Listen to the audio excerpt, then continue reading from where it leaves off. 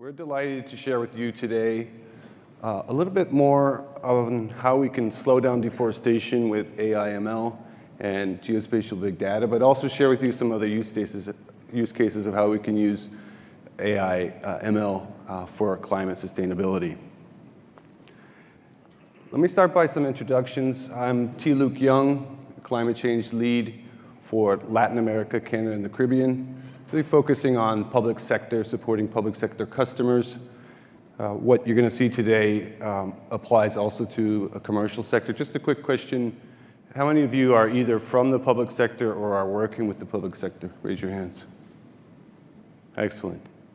How many of you have incorporated one way or the other some type of AI, ML into your processes?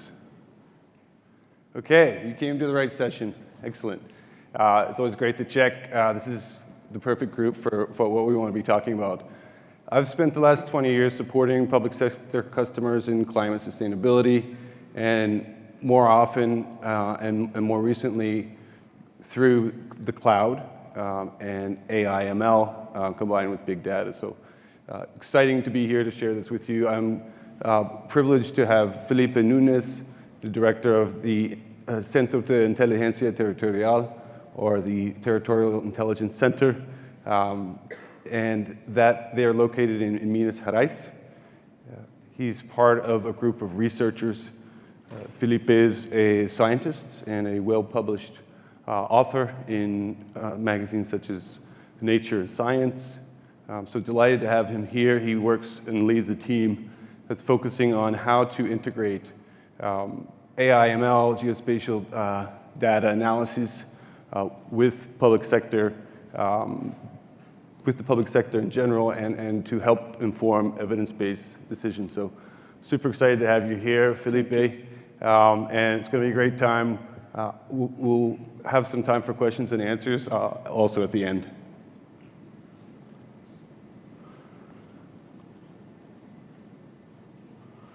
In today's session, we will talk about a few things here, share examples of how big geospatial data and AI analytics can support your goals, your aims in either yourselves or working with the public sector. Specifically, we will stress the urgency to move from the proactive to the reactive. We're going to take a look at how we can see unseen phenomena using these types of analyses.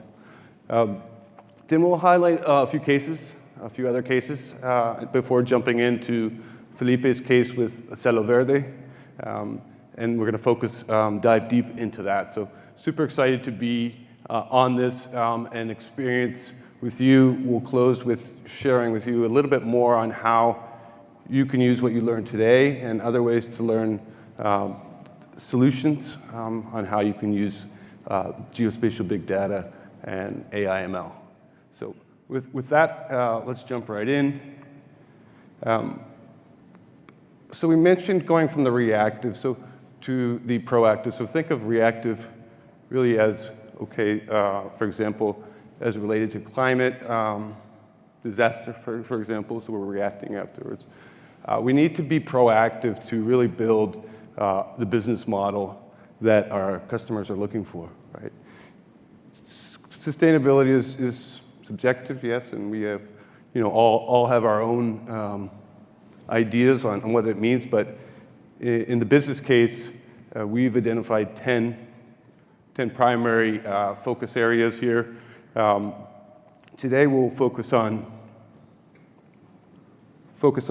just two of those as they relate to climate change. So those two we'll focus on, but before we jump into this, we need to see the forest for the trees. What does that mean? Seeing the forest for the trees means understanding the large picture by considering the dynamic nature of an ecosystem and the interrelated factors of any ecosystem, be it urban or rural. Ecosystems, both urban and rural, are complicated, complex, messy even. So we need to understand the moving parts of that system. Let me give you an example. We talked about reactive and proactive. Recently, in fact, at our AWS Summit, was anybody here at the AWS Summit in Washington, D.C.? Okay, perfect, excellent. So you'll relate to this. So a day before, the air quality index was at 50, and I had never really even paid attention to what an air quality index was on my phone. The day of the summit was at 310, so potentially life-threatening. So much so that we were encouraged all to stay inside. My parents, octogenarians, were strongly advised not to leave the house for 2 days, and they live in the countryside, so it's difficult. And so why was that? That was because of the wildfires, the unprecedented wildfires in Montreal, and the jet stream bringing the smoke down to DC. So we need to look at the connections kind of both at the local level, but also regional and then global level. Another example is that rainforests, for example, in Brazil, in one state, significant deforestation is going to have an impact on the regional microclimate, right? So that will have an impact on the neighboring state in terms of forest growth and forest conservation. So those are important to look at, and not just look at kind of one component of the ecosystem, but look at all components and then look across scales. And now it's, of course, global, right, Felipe? So we need to take that global view. Future scenario modeling is powerful. It's a powerful way to begin to understand what we need to do and some of the solutions. I'd like to start with methane as an example, right? We talked about seeing the unseen, if you will. Why methane? Methane is 28 times more heating, if you will, has a 28 times bigger impact on global warming than CO2. We are told that, and studies show that about 30% of the methane is anthropomorphic, so produced through our own activity. The three main emitters are agriculture, waste, and energy. So that's actually good news, right?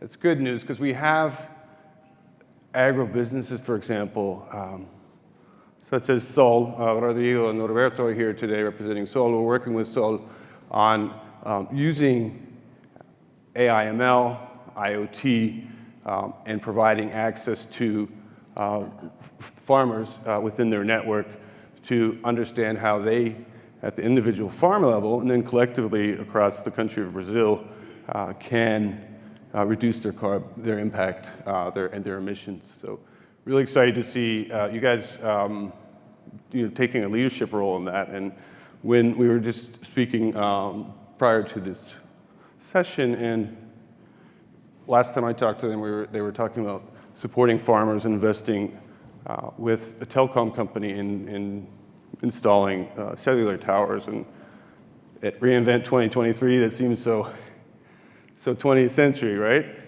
With Kuiper, our low orbit satellite system coming up, that kind of negates that need and gives an opportunity for small farmers at a very cost-effective way to have access. At the same time, there are solutions we're not reporting like we should be. It's estimated that about 70% of methane emissions are not being reported, right? So how do we do this? How do we report those emissions? Well, traditional ways, aerial spectrometers and ground-based sensors are often prohibitively expensive or very difficult. In the case of Pará, for example, very remote areas. In most parts of the world, you're going to find this situation. So satellite imagery really gives a quick kind of low-cost solution to this. And you'll see when Felipe talks, we're using that as a baseline for our analysis for emissions in Pará and certainly in other countries. And Selo will tap into that as well. We host, at no cost, big data sets on Amazon Sustainability Data Initiative, and that's what Philippe is tapping into there. So that leads me to the next question. So how do we use this? Big data and begin to analyze them? Well, AI/ML is one approach. I want to share with you a little bit about some of the things we can do with AI/ML. This is the AWS AI/ML stack. Many of you are familiar with this. Have any of you used any of these services? Yeah, look at that. Excellent. Great to see, because they're quite powerful. Starting at the bottom, really, with our infrastructure, right? So EC2 instances being able to scale out and in when you need to do kind of a quick analysis, but then kind of contract when that's done, when that kind of proof of concept's done, or expand to the level you need for AI/ML analytics and processing. And then, of course, we've designed special chips. We're partnering with a company to make our own chips that are focused on speeding up, being more efficient for AI/ML type processing, right? The AWS Trainium and Inferentia, for example. So excited to see that just at the infrastructure, at the ground layer infrastructure. Moving on up with SageMaker Geospatial. I love this service. We're working again in Brazil with a large financial institution, and among a suite of other tools using Amazon SageMaker, Geospatial SageMaker, to develop a carbon credit calculator and deforestation prediction module, right? So again, reactive to proactive. So we need to get way ahead of things that are happening now, and so we're looking to do a lot of modeling and prediction. And really, if we go up a little bit more, Amazon is an exciting project because we think about high tech, right? But sometimes we need to start with low tech, and in the case of Brazil, and probably most countries, a lot of land records, which are the basis for all this analysis that we're doing around emissions and deforestation, for example. Many are handwritten.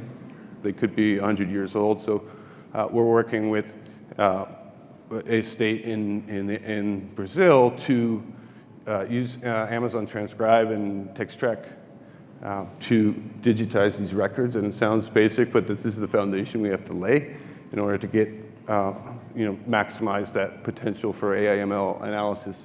And then developing a model to recognize past patterns and then begin to predict future scenarios. And finally, there's Gen AI. Has anybody ever heard of Gen AI? Raise your hand. All right. We're starting to use that for sustainability. I think there's a lot of potential. It's still, in the early stages, really. But if you want to take a peek at some of the stuff we're developing, a plug for the sustainability showcase at the Caesars Forum, where we have a demo on using Gen AI for ESG. So we're starting to see it. I think it's going to grow. I think there's a lot of potential there. Certainly, we're moving fast in Gen AI realm as well.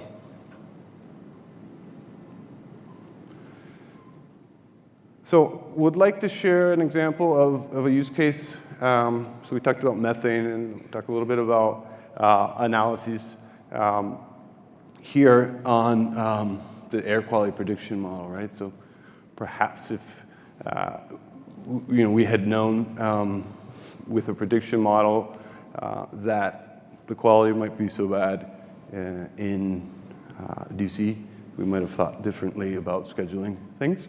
So there's a simple way to do it, really. OpenAQ, which is a nonprofit organization, has stored their air quality data on an S3 bucket. And then we use something called AWS a glue crawler to run the data on the OpenAQ bucket. Then this creates a kind of glue database that, with all the locations of literally locations of potential air quality data and the basis for the model, brings it over to Amazon with Amazon Athena, excuse me, pulls that data, right, and that's then stored in another S3 bucket. At the same time, the Amazon AWS geospatial SageMaker will draw that NOAA data, and you can see this on the diagram, which is the National Oceanic Atmospheric Agency from the US.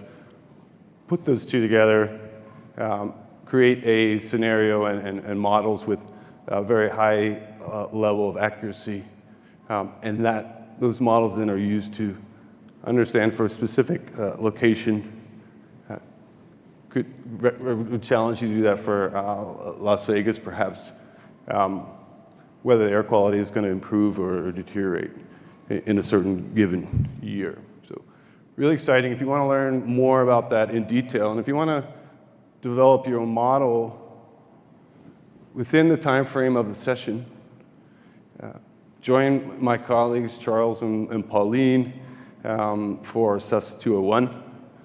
Put the QR code here where you can find it in the app. And really exciting to see how quickly you can do that using only a few combination of tools. Another project we're working on in Brazil is with the University of Sao Paulo, where they're using large amounts of big data from satellites, geospatial, and to land use records, to social demographic information, to try to understand what's happening in the Amazon in terms of CO2 emissions, right?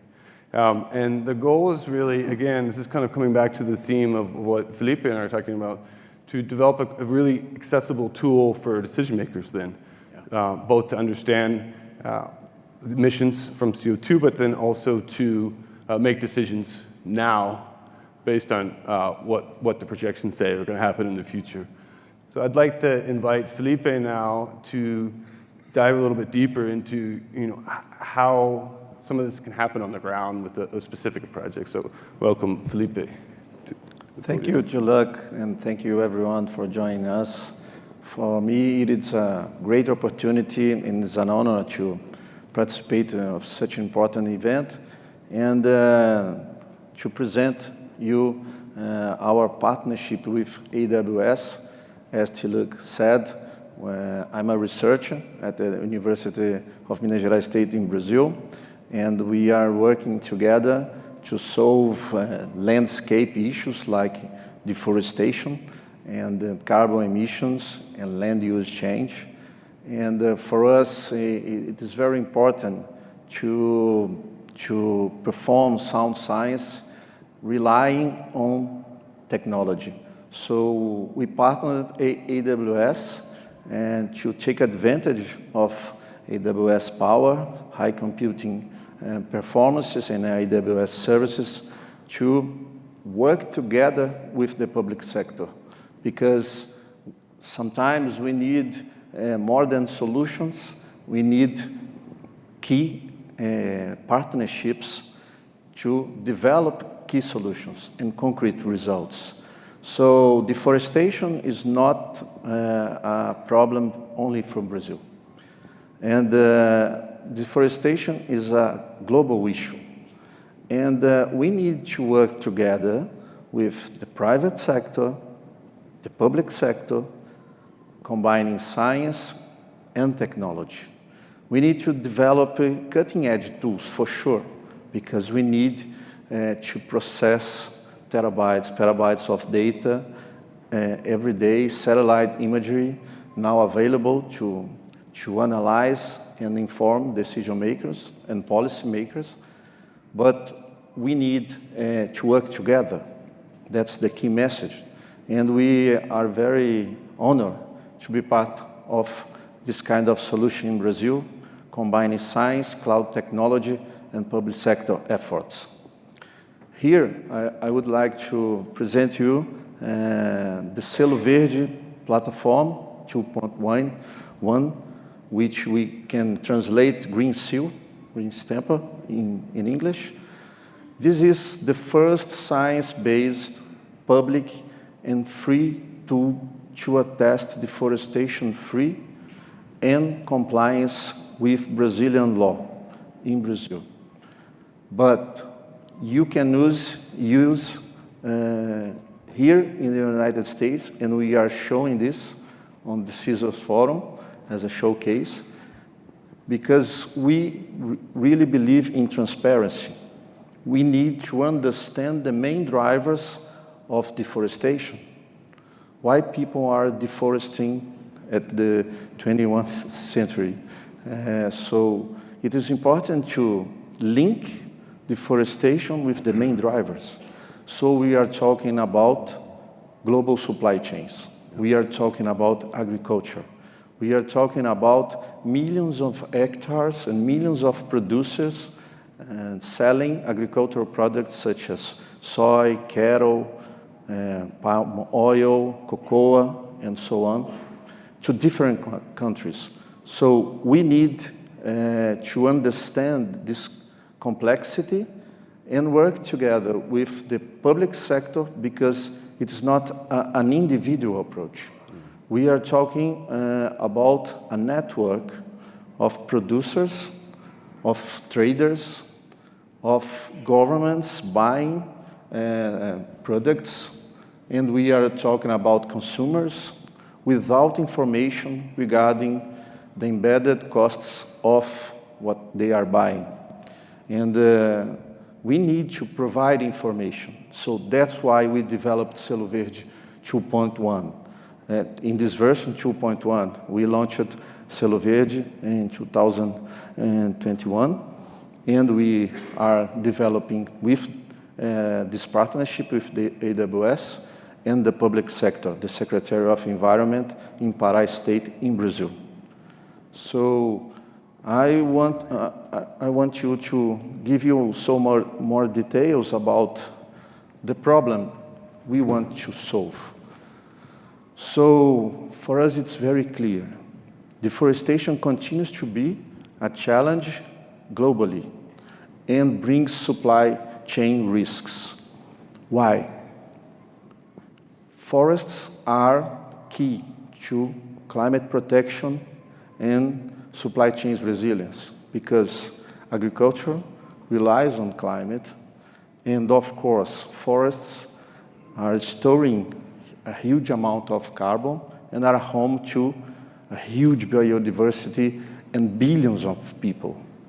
We need to understand that we are dealing with a social, environmental, economic, and land tenure complex issue with different linkages between different countries, traders, producers, and consumers.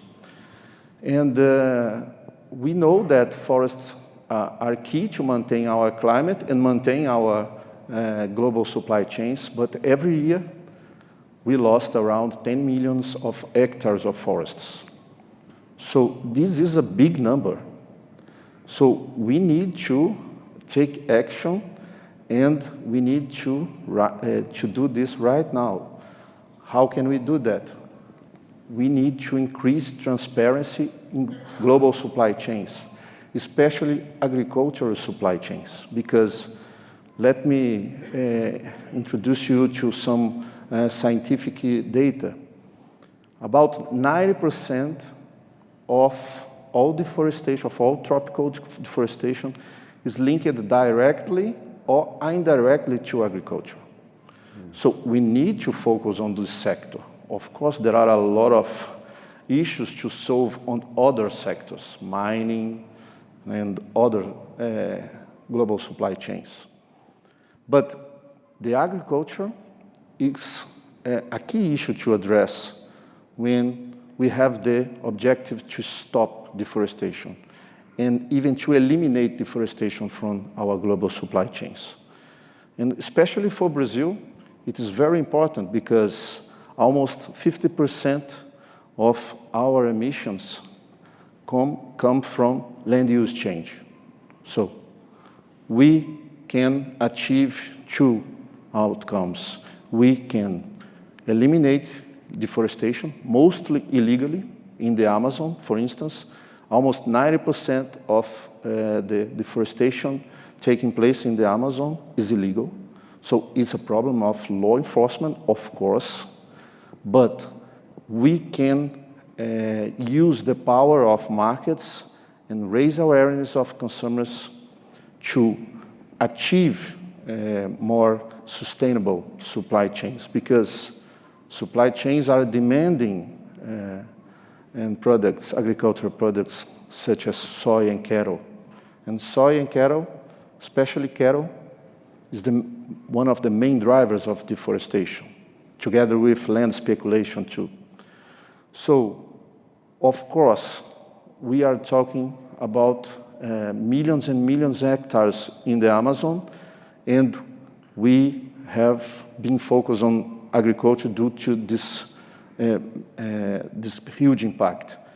But increasing transparency in global supply chains and eliminate deforestation from supply chains or in supply chains, of course, we will meet big challenges, but let's recognize that big challenges are opportunities too, for science, for cloud technology, for the society, for governments to better understand the problem and to better achieve good results and pledge for reducing deforestation quickly.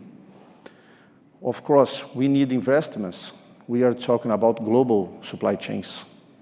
Of course, we need some rules, and we need a common approach and partnerships to commit or to pledge for deforestation-free products.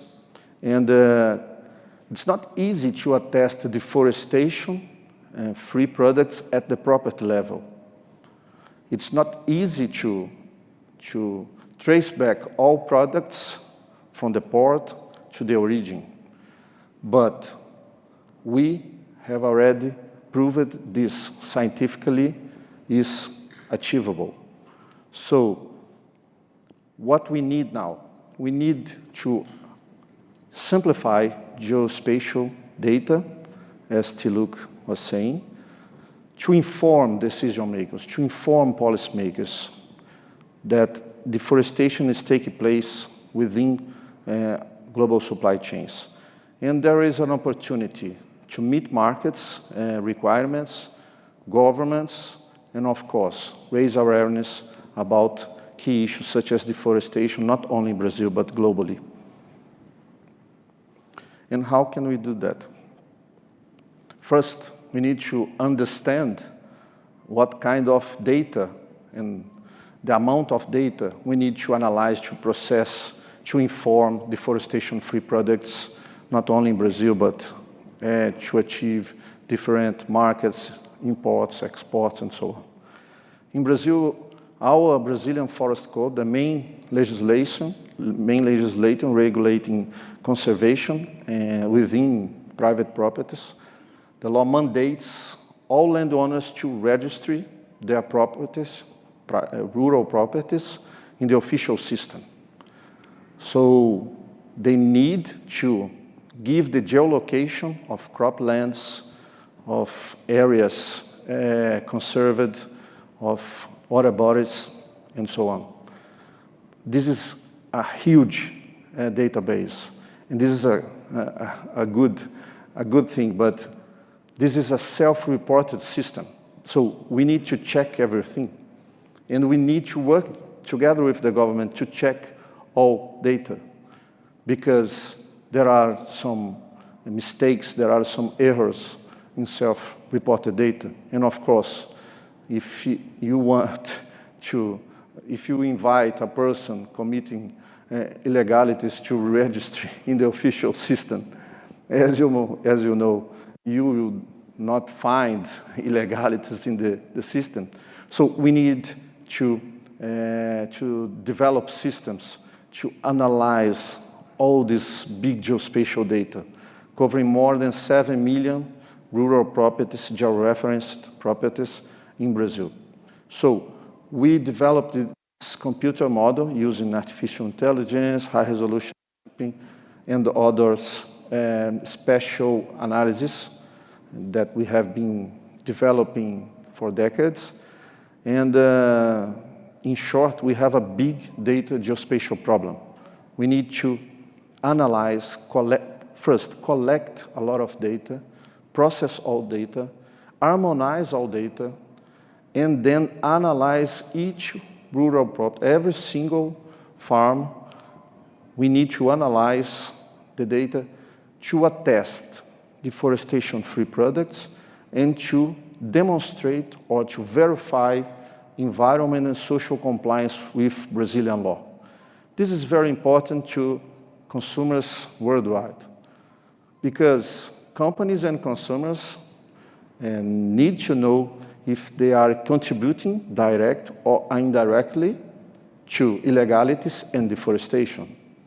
So governments can play a key role in processing all this data, this public data, but they need help. They need technology. They need science. That's why we are here. So it's very important to understand that we need a platform or we need a repository where companies, citizens, or traders, or consumers can gather information in order to support their decisions. If they are willing to buy illegalities, assuming the risks of they are willing to pay more for more environmental protection, or if they just don't care. And it's up to the consumers and the governments to enforce the law. But we need to raise awareness, and transparency is key for this. And of course, science technology can play a key role. And we published the methods in Science magazine in 2020, and proving that traceability is a reality. We have algorithms, we have methods to trace back different products such as soy and cattle, covering indirect and indirect suppliers from the origin to the destination. But we need technology to process all this data. We are talking about 7 million rural properties in Brazil. So we partnered with AWS first to access in a more easy way satellite imagery. Of course, we can collect data from different sources, but when you have to analyze 7 million rural properties daily to provide the most up-to-date information to consumers, companies, traders, and governments, we need high-performance computing.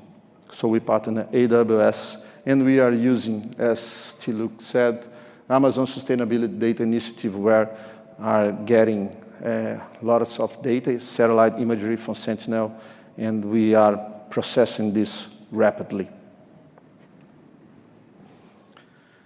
Okay, we understand that we need to curb deforestation in supply chains.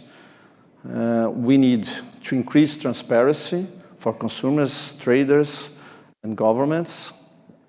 But what we really need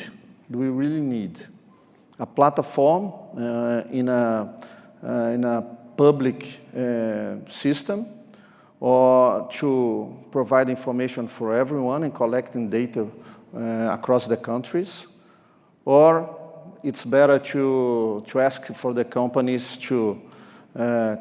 for them to develop initiatives, individual initiatives, and just say the market can regulate itself. In our vision, we need public systems working together with private initiatives, because the governments own the data. The governments, such as in Brazil, they are responsible for managing this official data covering more than 7 million rural properties. So this is not a task for individual initiatives. We have the necessity to develop or to make available a system integrating a lot of data, public and private data. So otherwise, we are just incentivizing and promoting parallel markets, because some companies can develop on their own initiatives, make deforestation-free zones, and what can happen is to what we call deforestation leakage spillover, and you can indirectly support deforestation outside your producers that you are overseeing. So we need governments, we need the public sector, we need science, we need technology. But can the governments implement this kind of tools on their own? What do you think, Chilu? Absolutely. You guys hear me? Perfect. Absolutely. Felipe, this is actually already happening, as you know, in Pará. You'll see on the slide that the governor of Pará is launching Selo Verde 2.1, which happened earlier this year. In 2022, right now, Amazon's Climate Fund and ASDI supported with grant funding CIT, where Felipe leads the team in really bringing an existing tool to the cloud and enhancing it in terms of the capabilities that the cloud has, and that's Selo Verde 2.1, which you'll be talking about today. So super exciting, Felipe. Love for you to dive deep into actually the magic behind this, how this works. Yes, and as I said, partnerships are key, and we have been developing this tool together with the Secretary of Environment in Pará State, in Brazil. And if you have the opportunity, please go to CISO Forum and you can take a look and play a demo. And it is important to mention that Selo Verde is a concrete solution already in place. Selo Verde is the first public science-based solution, and you can assess this. And there is no excuse to not helping to achieve a deforestation-free sustainability supply chain nowadays. And Selo Verde is covering soy and cattle supply chains nowadays, and we are expanding to other agricultural commodities. So any user, any consumer, any meat packing company, any slaughterhouse, any trader, any government, international, subnational level, national level, can assess the environment compliance of all rural properties in the Pará state. So you can just type the farm ID, the code, to identify each rural property in Brazil, and see if they are deforesting illegally, if they are overlapping indigenous lands, if they are threatening human rights, and if they are subject to environment fines, if they are producing without environmental and social compliance with our laws. And Selo Verde now covers more than 300,000 properties. We processed all this data daily, We are integrating more than 35 public databases, so it is not an easy task to integrate, as you know, harmonize, put everything in the same format, maps, geospatial data, non-geospatial data, official data, land use maps, high-resolution imagery, put everything in the same infrastructure to run daily, and this is happening right now. And soy and cattle supply chains are more transparent nowadays because of this partnership.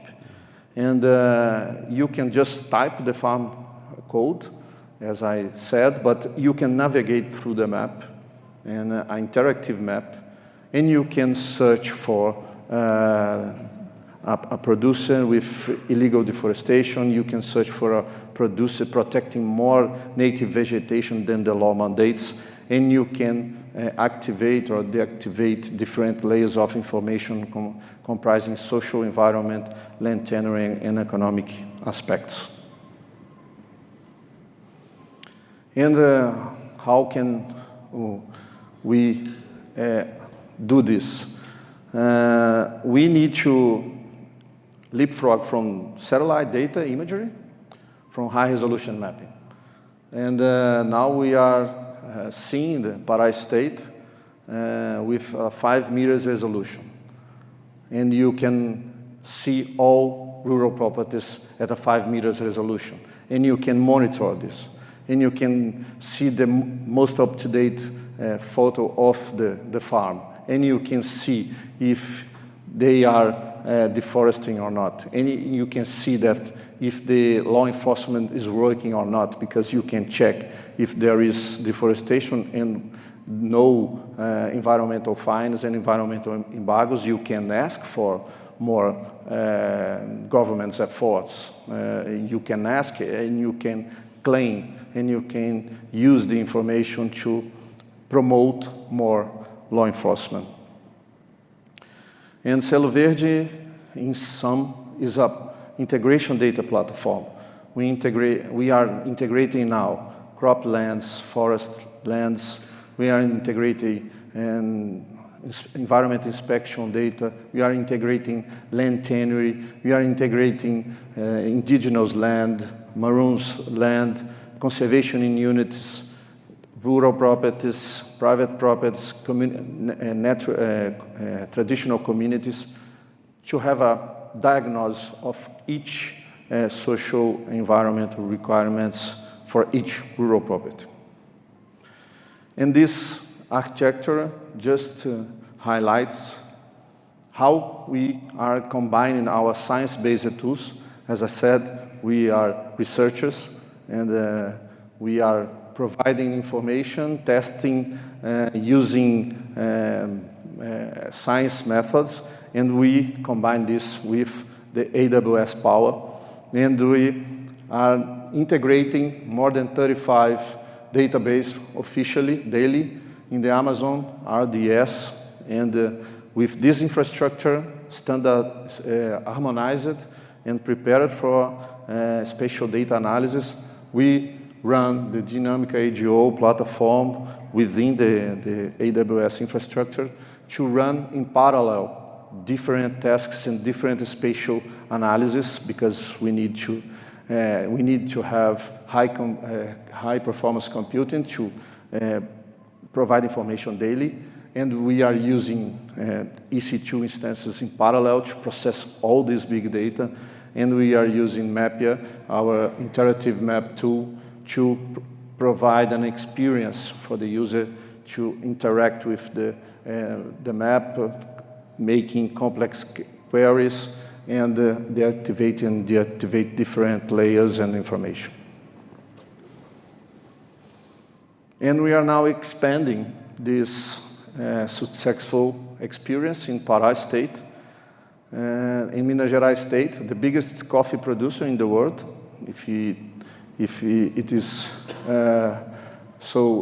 This platform, Selo Verde, was tailored to the different reality of Minas Gerais State, where I live, and we now covers coffee and forest plantations, timber in Minas Gerais state, proving that agricultural supply chains can be subject of transparency and traceability tools.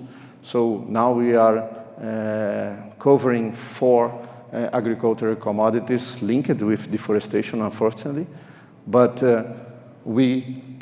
this is a proof of concept that we can do this for other countries or other states, and we have been partnering with Maranhão State to provide more crops, traceability and information, and other states in Brazil in order to provide transparency and traceability to curb deforestation. And this is a scalable solution for curbing carbon emissions, because our estimates are projecting that if fully utilized by all stakeholders, we can achieve a reduction in carbon emissions of almost 7 millions of tons of CO2 by 2030.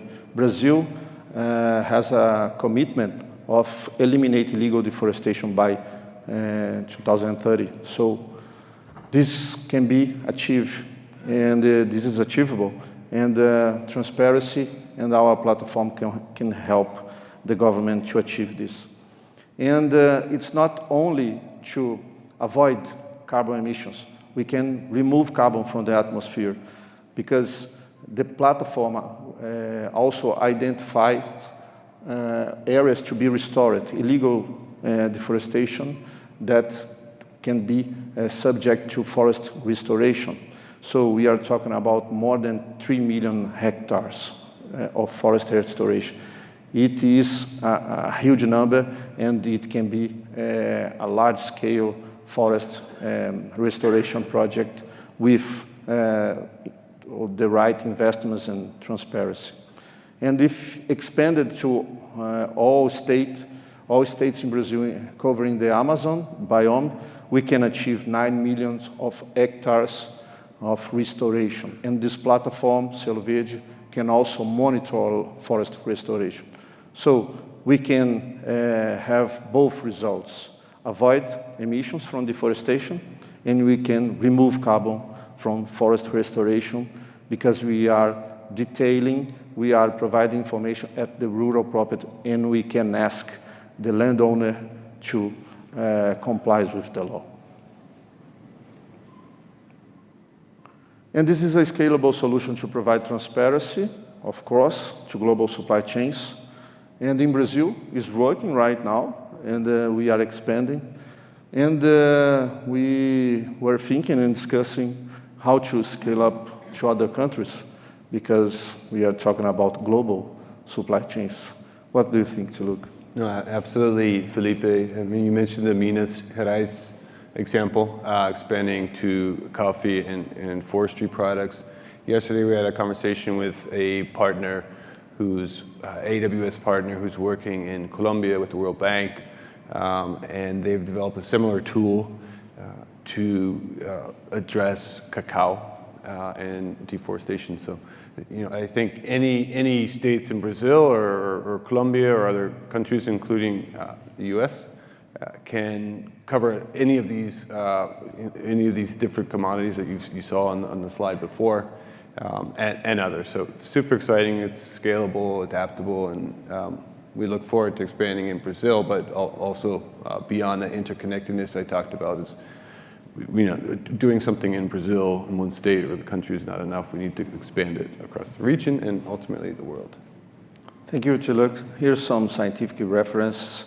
As scientists, we must go through the literature and to ensure our numbers and to make scientific statements. So I would like to give you the floor, Tiluk, just to summarize and give the big picture for the audience. Thank you very much. Thank you, Felipe. Very exciting. One thing that I want to kind of reinforce is that everything that we're doing, everything that CIT does, is open source, right? So this is not a product for sale; it's a product for share. So we encourage you to reach out to us after if you want to explore adapting it to your needs. thinking of Sol, thinking of a lot of use cases that I've seen. So I want to reinforce that. We're happy to engage in conversations. The more it's scaled, the better. We looked at today shifting from the reactive to the proactive and stressed the need to that. We examined a few ways you can see unseen phenomena with geospatial big data and AI ML processing. Then we looked at a few use cases, again, from air quality to CO2 emissions in the Amazon. And we had the opportunity to dive a little bit deeper into what's happening in Brazil, particularly the context which Felipe shared, but also specifically the Selo Verde tool that we developed together. And so I'd just like to, share with you, a few resources. We're excited to see what we all can do together by using some of these solutions, but also even more excited by seeing you create and invent things that we can't even think of today. So, check out some of these resources to start with AWS, but also we just are excited to share that we posted a blog on this for more technical detail on how it works, and certainly our emails at the end, and reach out to us and we can send you the blog, which was published last night, just in time. And we're happy, again, to have a kind of one-on-one with any of you who want to explore this, because our goal really is, as a combination of the private sector research and public sector, disseminate the information, use it, and expand on it.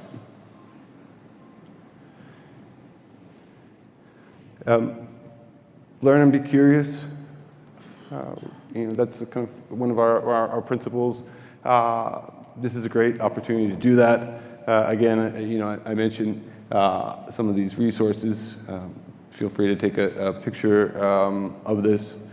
Again, we can share that with you later. Sustainability continues to be a priority at reInvent. This year, we have 7 sessions, breakout sessions, this one included. All of them will be recorded, so if some of your colleagues couldn't make it, or others that you want to share, you can, in a few weeks' time on YouTube, check out the sessions. 5 of them you can still catch live during the week. There are 2 chalk talks and 2 workshops, one of which is the SUS201 that I talked to you about. Additionally, we mentioned the showcase. Definitely stop by the showcase at Caesar's Forum, not Caesar's Palace. And I was told to let people know that. If you see a casino there, then you've gone to the wrong place. But you can it's very easy. You take a sky bridge over from the Venetian. We'll be there for the rest of the week through Thursday at 4 p.m. where not only will we have, as Felipe mentioned, a demo of Selo Verde 2.1, the Gen AI demo in ESG, but another 11 demos that you can participate in. And then we'll also be there. Unfortunately, we won't have a lot of time for questions today, but we'll also be there to engage with you if you want to follow up on some of these tools or other topics around climate change and sustainability. So thank you for spending this time. I know there are lots of sessions that we want to go to simultaneously, so we're happy that you chose this one. But we're hoping that you're going to use this as a starting point to explore and venture on. I want to close with some words our Amazon sustainability lead, Kara Hurst, said in an interview the other day. She said, and it's very appropriate for what we're talking about today, she said, nonprofits have good ideas, but often few resources, right? I see some head shaking. Public sector also has good ideas, but sometimes, only sometimes, can be a little bit slower than we need. And the private sector has ideas, resources, and speed. And I really want to leave you with this. When we work together, as we've done in Pará, private sector academia, research, and public sector. Really, everything's possible. So I want to leave you with that. And we're a data-driven company, so we really, really appreciate, and continue striving to improve. And we'd love to hear your feedback on this session. Please give us your feedback, any feedback on the mobile app. And again, thanks for coming. May the climate sustainability force be with you. Thank you. Thank you.